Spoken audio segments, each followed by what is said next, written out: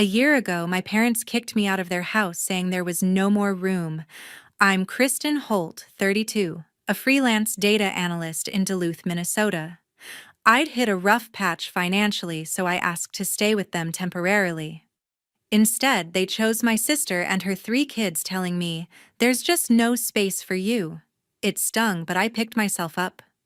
I worked overtime, analyzed endless datasets, and saved every penny to buy my own 1-bedroom apartment.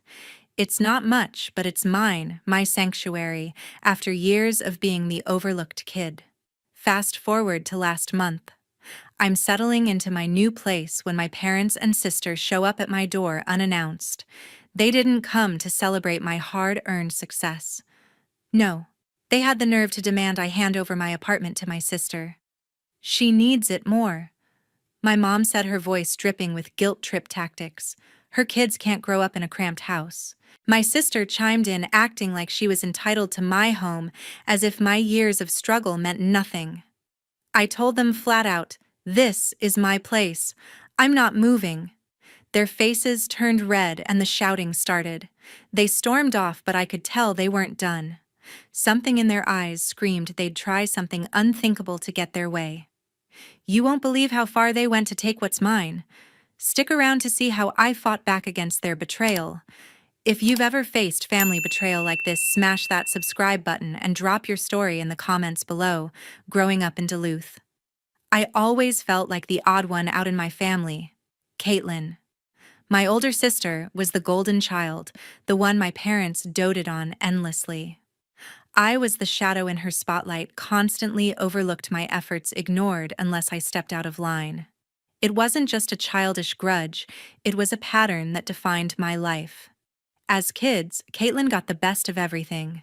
Every Christmas, she'd rip open packages filled with brand new toys, a sparkling dollhouse, a sleek scooter, while I was handed her old, worn-out things like a teddy bear with a torn ear or a bike with wobbly wheels. "You don't mind, do you?" Kristen, Mom would say, barely glancing my way. I did mind, but my complaints fell on deaf ears. Dad was just as bad, always boasting about Caitlin's drawings or her spelling bee wins, even when I brought home straight A's. I remember one time in 6th grade, I built a model rocket for a science fair and won first place. At dinner, I waited for a pat on the back, but all they talked about was Caitlin's cheerleading tryouts. It was like my achievements were invisible. The favoritism only grew as we hit our teens. When Caitlin started high school, my parents bought her a shiny new laptop for her assignments. I had to make do with the family's ancient computer, which crashed every other hour. I'd beg for a turn, but Caitlin always got priority. "She's got important projects," Dad would say, waving me off. When I got into college with a partial scholarship, I thought they'd finally notice me. Instead, they threw a party for Caitlin's high school graduation, spending hundreds on decorations, while I got a half-hearted "good job, Kristen." I learned to stop expecting their praise and started building my own path. The breaking point came a year ago. My freelance data analysis work had hit a slump. Clients were pulling back, and my bank account was dwindling. I had nowhere else to turn, so I went to my parents' house, hoping for a temporary place to stay. I wasn't asking for a handout, just a room to regroup. They sat me down at their kitchen table, faces cold, and said, "There's no more room here." Caitlin and her 3 kids had taken over the house. Her oldest son's toys were everywhere, her daughter's clothes piled in the hallway. "Her kids need a stable home," Mom said, her voice firm. "You're tough, Kristen. You'll manage." Dad didn't even look up from his coffee. It wasn't just the words, it was the way they dismissed me, like I was an inconvenience they couldn't be bothered with. I walked out, my chest tight with anger and betrayal. I rented a tiny studio apartment in Duluth, a shoebox with creaky floors and a leaky faucet. But it was mine, and I was determined to make it work. I dove into my data analysis gigs, taking on projects from local businesses, building sales reports, analyzing customer trends, anything to pay the bills. I'd work late into the night, my laptop screen the only light in the room, fueled by cheap coffee and sheer stubbornness. I took online courses to learn new tools like Python and Tableau to make my work stand out. Every contract I landed felt like a small victory, every paycheck a step toward something bigger. It wasn't easy. There were weeks when I barely made rent, days when I wondered if I'd ever get ahead. But I kept pushing, driven by the memory of my parents' cold rejection. "You'll manage" echoed in my head, not as encouragement, but as a challenge to prove them wrong. By last summer, I'd saved enough to put a down payment on a one-bedroom apartment. It was small, with just enough space for a desk and a bed, but signing those papers felt like breaking free. I'd built something on my own without their help. I thought I'd left their favoritism behind for good. But I had no idea how much further they'd go to put Caitlin first. One winter evening, I came home to find my parents' car parked outside my apartment. My stomach sank. They hadn't called or texted in months, not since I'd moved into my new place. I knew this wasn't a friendly visit. As I climbed the stairs, my keys jingling in my hand, I braced myself for whatever they were about to throw at me. I opened the door, and there they were, Mom, Dad, and Caitlin standing in my living room like they owned the place. Mom's arms were crossed, her lips pursed in that familiar, disapproving frown. Dad stood by the window avoiding my gaze, while Caitlin lounged on my couch, her posture dripping with entitlement. Her 3 kids weren't with her, but I could already guess what this was about. I dropped my bag and said, "What are you doing here? You didn't even call." Mom spoke first, her voice soft but laced with guilt trip tactics. "Kristen, we need to talk about this apartment. It's not right for you to keep it all to yourself." I blinked, stunned. Before I could respond, Caitlin leaned forward, her eyes narrowing. "You've got this whole place, Kristen, and I'm stuck at Mom and Dad's with my kids in a tiny room. They need space to grow, to play. You don't even have a family." Her words hit like a slap, but it was her smug tone that made my blood boil. I took a deep breath, trying to keep my voice steady. "This is my home. I worked for it. I'm not giving it up." Dad finally looked at me, his face hard. "Don't be selfish, Kristen. Caitlin's kids deserve a proper home. You're young. You can start over." Start over. After everything I'd been through, I clenched my fists, feeling the anger bubble up. "You kicked me out a year ago because there was no room for me," I shot back. "Now you want my apartment? That's not how this works." Mom stepped closer, her eyes welling up, playing the emotional card. "Think about your nieces and nephew, Kristen. They're just kids. They need a better life. You're doing fine on your own." Her tears didn't move me. They felt like a performance. Caitlin chimed in, her voice sharp. "You've always been so independent, Kristen. Why can't you just let me have this? It's not like you need all this space." She gestured at my modest living room as if it were a mansion. I couldn't believe her nerve, acting like my hard-earned home was hers to claim. The argument escalated fast. I raised my voice, something I rarely did with them. "I paid for every inch of this place with my own money. You don't get to waltz in and demand it." Caitlin stood up, stepping toward me, her face flushed. "You're so greedy, Kristen. My kids are suffering and you don't even care." I held my ground, pointing at the door. "You don't get to guilt me into this. I'm not leaving my home." Mom tried to play peacemaker, her voice trembling. "Let's not fight, Kristen. Just think about it for the kids' sake." But I was done listening. Their words echoed the same favoritism I'd endured my whole life. Caitlin's needs always trumped mine. I crossed my arms and said, "You need to leave. This is my apartment, and I'm not giving it to anyone." Dad shook his head, muttering, "You're making a big mistake." Caitlin grabbed her coat, glaring at me. "This isn't over, Kristen," she spat, storming toward the door. As they left, Mom gave me one last pleading look, but I didn't budge. I locked the door behind them, my heart pounding. Their audacity left me shaken, but I wasn't surprised. They'd always put Caitlin first, and now they thought they could take what I'd built. I stood in my quiet apartment, staring at the walls I'd made my own, and knew this fight was far from finished. They weren't going to stop, and I had to be ready for whatever came next. A few weeks later, I received a strange email from the apartment management company. The subject line read, "Ownership transfer request," and my heart stopped. I opened it, scanning the words a form had been submitted to change my apartment's title to someone named Caitlin. My hands shook as I read it again, the realization hitting me like a punch. My family hadn't just demanded my home, they were trying to steal it. I sat at my desk staring at the screen, my mind racing. How could they do this? The email mentioned documents with my signature, but I hadn't signed anything.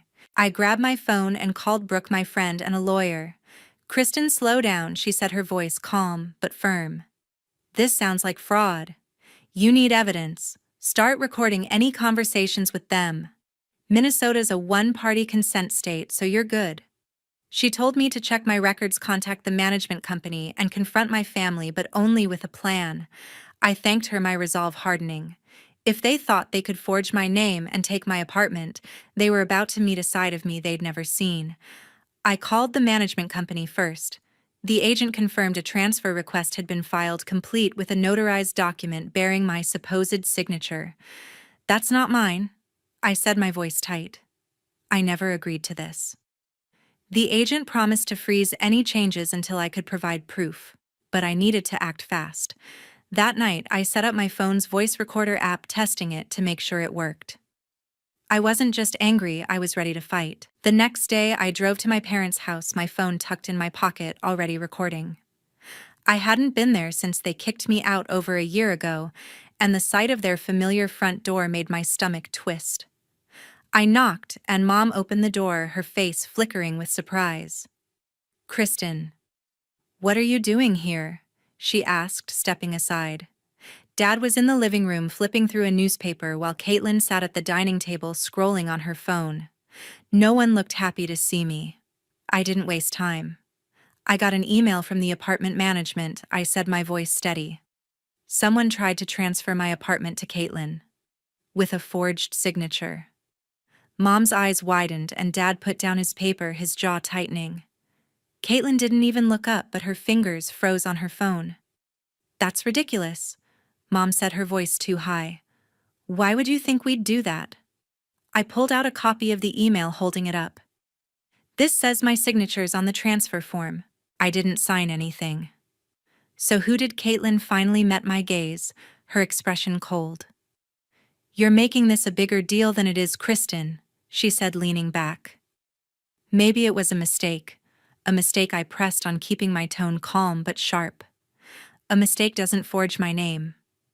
"Who sent those papers?" Dad shifted uncomfortably, but Mom jumped in, her voice trembling. "We were just trying to help Caitlin and her kids, Kristen. You wouldn't give up the apartment, so we thought you'd steal it." I cut her off, my voice rising. "You forged my signature."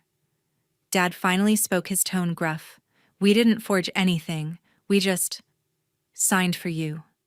It's for the kids." I couldn't believe it. They admitted it right there while my phone recorded every word. Caitlin stood up, pointing at me.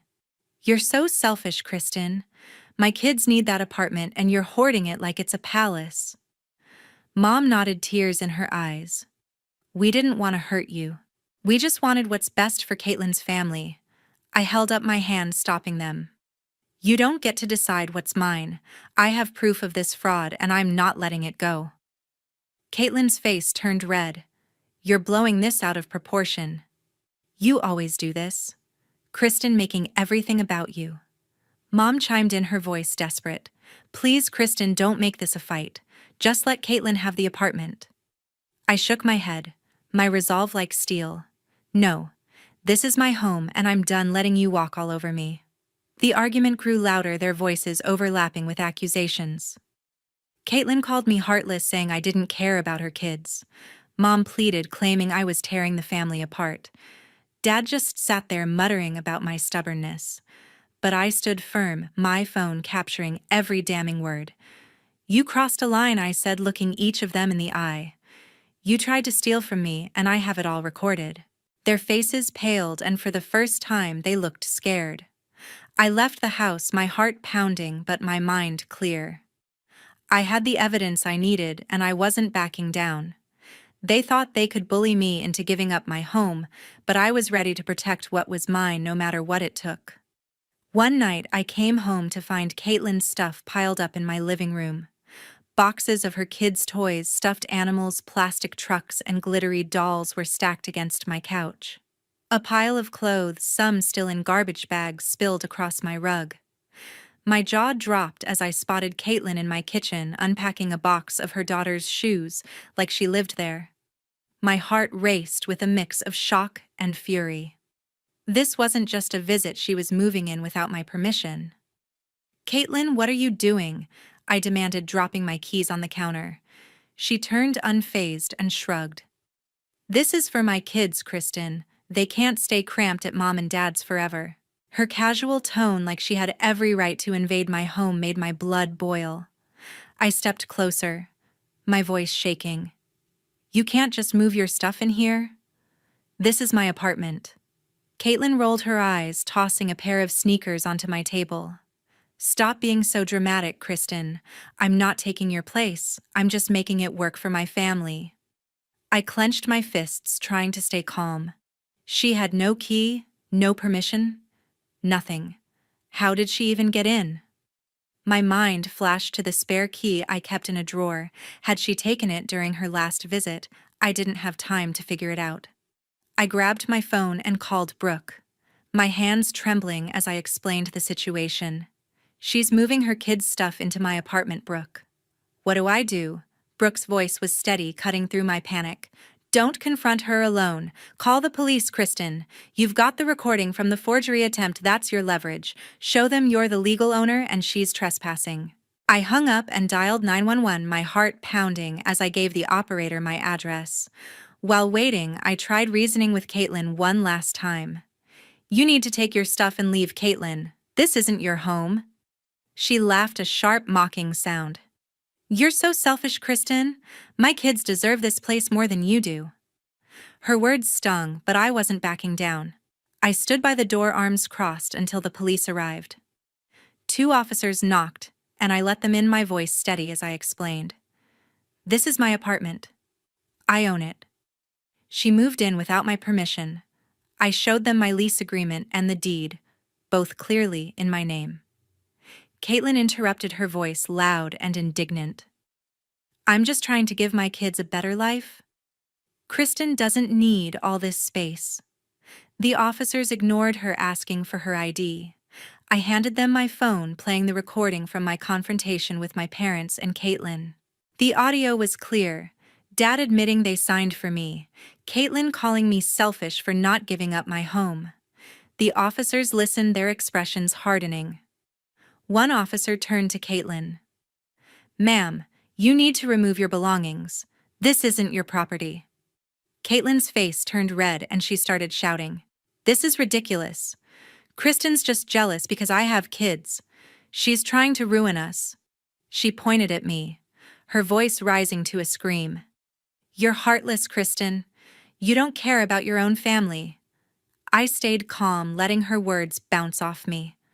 The second officer stepped between us, his tone firm. "Calm down, ma'am. If you don't cooperate, we'll have to escort you out." Caitlin kept yelling, grabbing a box and throwing shoes onto the floor in a tantrum. "You'll regret this, Kristen," she screamed, her voice echoing in my small apartment. The officers didn't hesitate. They warned her about trespassing charges and potential fraud if she continued meddling with my property. "You're lucky she's not pressing charges for the forged documents," one officer said, glancing at me. I nodded, my resolve unshaken.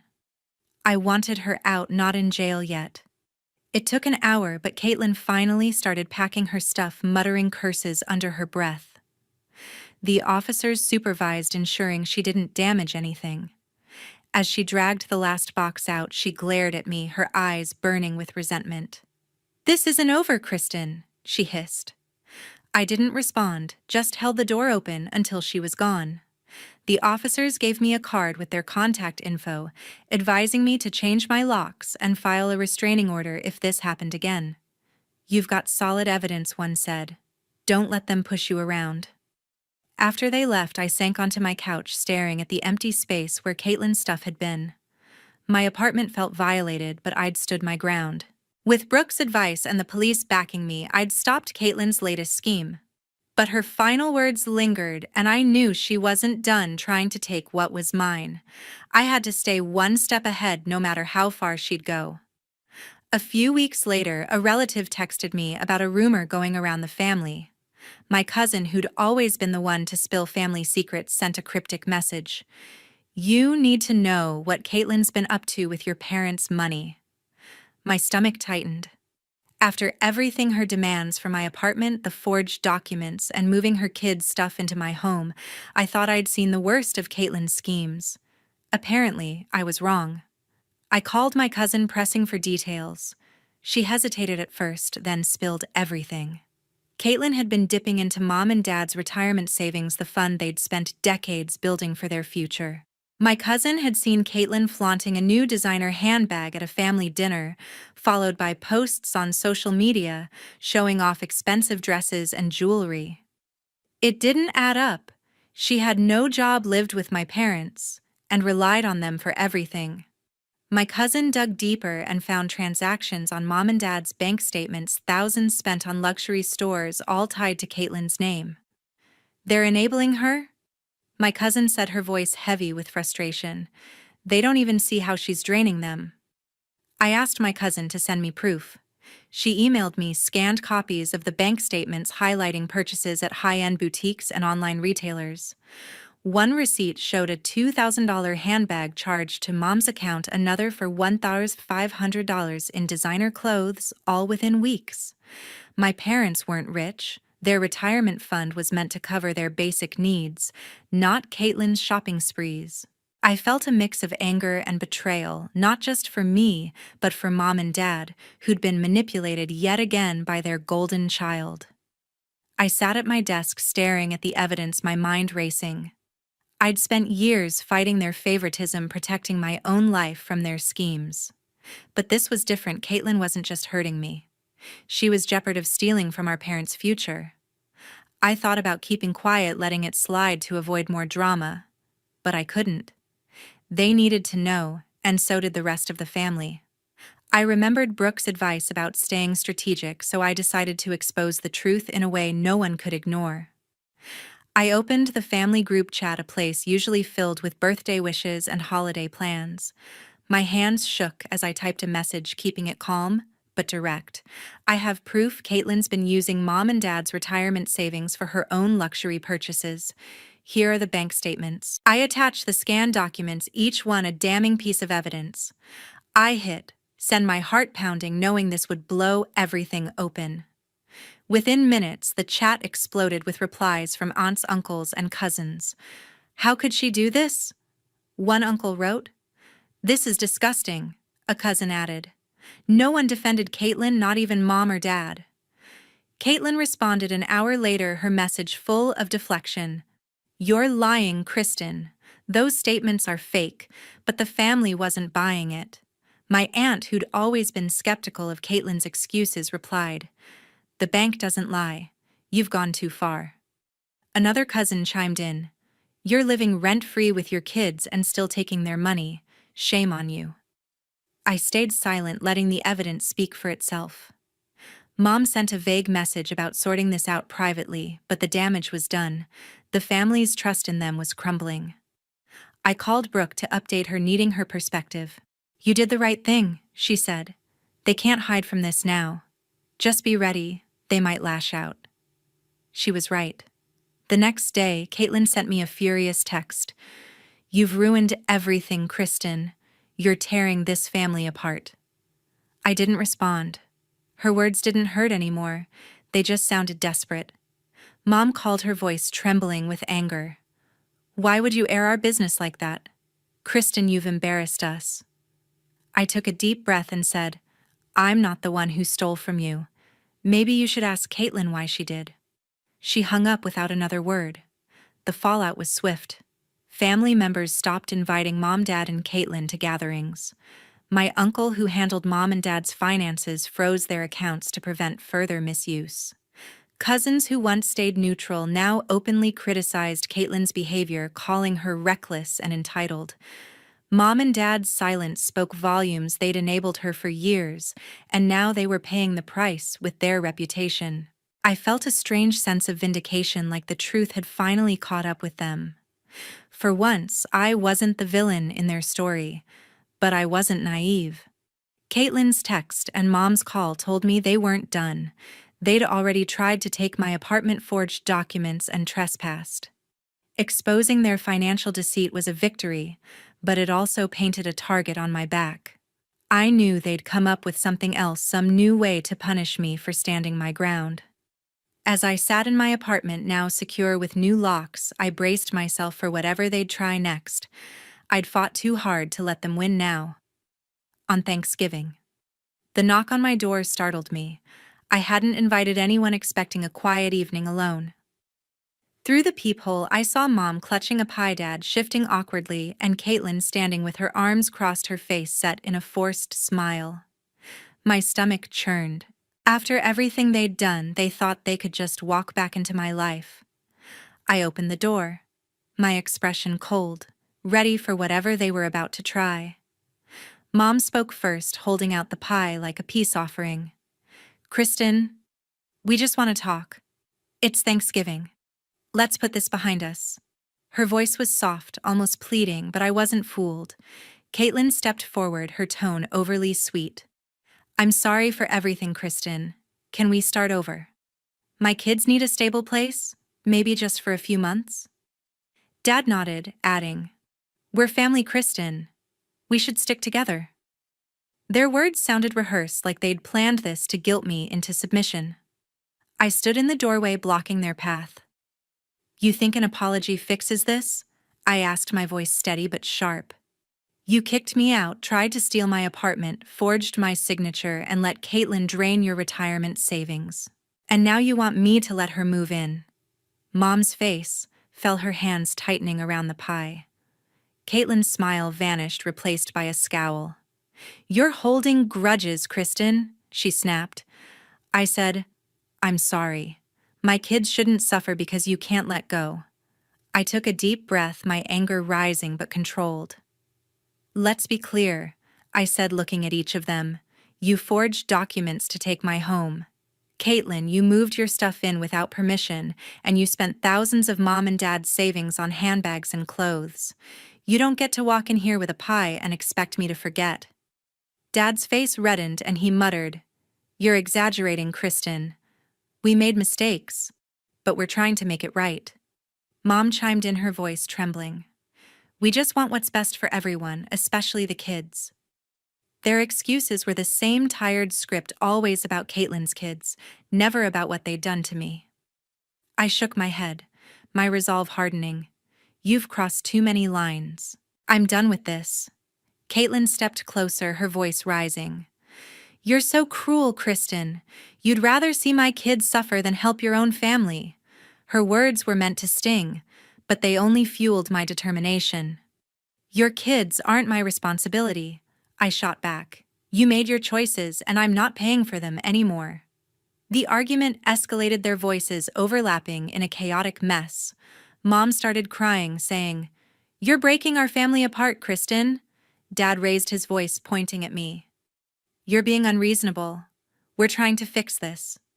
Caitlin kept shouting, "You're heartless, Kristen. You've always been jealous of me." I stood my ground, my heart pounding but my mind clear. "You don't get to rewrite history," I said, my voice cutting through their noise. "You betrayed me over and over. I want you out of my life." I stepped back, my hand on the door. "Leave. Now. And don't contact me again." Mom gasped, clutching Dad's arm. "You don't mean that, Kristen," she pleaded. But I did. Caitlin glared at me, her face twisted with rage. "You'll regret this." "Kristen," she hissed, shoving past Mom toward the door.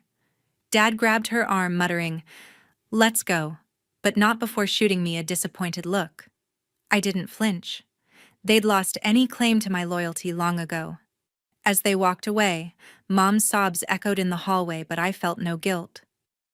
I closed the door and locked it, the sound of the deadbolt clicking like a final punctuation mark. I stood in my quiet apartment, the weight of their betrayal lifting for the first time in years. I'd fought for this place for my independence, and I wasn't letting them take it or me down. Cutting them off wasn't easy, but it was necessary. I was finally free, and I'd never let them drag me back into their chaos. 6 months later, Brooke updated me on my family's situation. We were sipping coffee at a cozy cafe in Duluth, the kind of place I'd come to love for its quiet warmth. Brooke, always the one to keep tabs on things, leaned forward with a serious look. "You won't believe what's happened to Caitlin and your parents," she said, her voice low but firm. I braced myself, unsure if I wanted to hear it, but knowing I needed to. Brooke explained that Caitlin had lost all financial support from mom and dad. After the family group chat exposed her spending their retirement savings on designer bags and clothes, my parents cut her off completely. She'd taken a job at a local retail store, working long hours to cover her debts and support her kids. Brooke heard from a mutual acquaintance that Caitlin was living in a rundown rental apartment, barely making ends meet. "It's a small place," Brooke said, "leaky pipes, noisy neighbors. Her kids are struggling, but she's got no one to bail her out now." I nodded, feeling a pang of pity for her kids, but no sympathy for Caitlin. She'd made her choices. Mom and Dad's situation wasn't much better. The bank statements I'd shared in the group chat had forced them to face the reality of their drained savings. To cover the debts Caitlin racked up, they sold their house, the one they'd lived in for decades. Brooke said they'd moved into a cramped condo on the edge of town, far from the family gatherings they once hosted. Relatives had turned their backs, tired of their excuses for Caitlin's behavior. "Your uncle won't even take their calls anymore," Brooke told me. "They're pretty much isolated now." I stared into my coffee, the weight of their downfall settling in. They'd enabled Caitlin for years, and now they were paying the price. Meanwhile, my life was moving in the opposite direction. I'd poured my energy into my data analysis work, taking on new clients and building a reputation that opened doors I never thought possible. I landed a contract with a tech startup analyzing trends that helped them grow, and my income was steadier than ever. My apartment, once a battleground, felt like a sanctuary again. New locks, fresh paint, and no trace of Caitlin's chaos. I started hosting game nights with Brooke and a few close friends, people who valued me for who I was, not what I could give them. We'd laugh over board games, share stories, and plan weekend hikes along Lake Superior. For the first time, I felt like I was building a life that was truly mine. Looking back, I realized how far I'd come. Cutting off my family wasn't just about protecting my apartment, it was about reclaiming my self-worth. They'd tried to take everything from me: my home, my peace, even my sense of belonging. But each time I'd fought back with Brooke's advice, a recorded conversation, or a locked door. I learned that standing up for myself meant drawing hard lines even when it hurt. Letting go of toxic relationships, no matter how close, gave me the freedom to live on my terms. I wasn't the villain they'd painted me as, I was someone who chose to survive. Sitting in that cafe with Brooke, I felt a quiet pride. My family's schemes had backfired, leaving them to face the consequences of their actions. Caitlin was scraping by, mom and dad were alone, and I was thriving. It wasn't about revenge, it was about justice. I'd protected what was mine and built something better in its place. As Brooke and I finished our coffee, she smiled and said, "You're unstoppable, Kristen." I laughed, feeling lighter than I had in years. Maybe I was. Thank you for following my story. If you've ever dealt with family drama or have advice on handling selfish relatives, leave a comment and subscribe for more stories like this.